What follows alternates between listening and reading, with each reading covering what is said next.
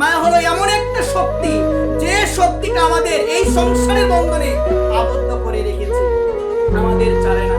অনেক সময় মনে চায় ভগবানের নাম করবো, কিন্তু মায়া আর করতে দেই না, মায়া আর দেই না করতে।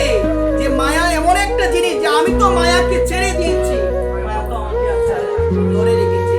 স্ত্রী, পুত্র, পরিজন, ঘর বাড়ি, ধন সম্পদ, এগুলো হলো মায়া।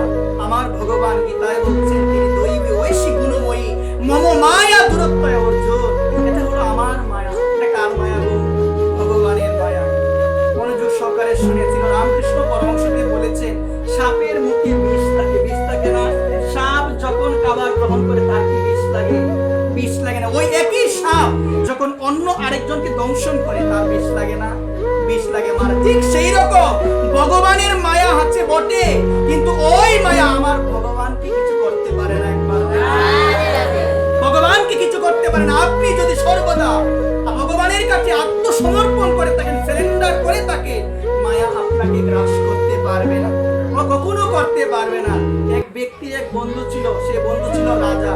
তার মনে ইচ্ছা জাগলো আমি যাই, আমার সেই বন্ধুর সঙ্গে একটাবার আমি দেখা করে আসি। অনেকদিন হলো দেখা করা হয় না। রাজার বাড়িতে রওনা দিল। রাজার বাড়িতে যখন গেটের সামনে গেল, গিয়ে দেখে অনেকগুলো কুকুর, কি গো মা, অনেকগুলো কুকুর তাকে দেখার পরে চিৎকার করছে, তাকে দেখার পরে চিৎকার করছে। তখন ওই রাজা দূর থেকে দেখলো তার বন্ধু এসেছে, ছোটবেলার বন্ধু এসেছে। তখন রাজা দৌড়ে যখন চলে আসলো, তখন কুকুরগুলো চিৎকার বন্ধ করে তার বন্ধুকে স্বাগত জানালো। একবার ঠিক সেই রকম এই রাজাটা হলো ভগবান, এই কুকুর হলো মায়া, ধরে রেখেছে। যখন আপনি ভগবানের চরণে শরণাগত হবেন, যখন আপনি মনোপ্রাণ ভগবানকে দিয়ে দিবেন, তখন মায়া আর ধরতে পারবে না, মায়া আর ধরতে পারবে না। এই মায়া তো আমাদের কষ্ট দেয় না।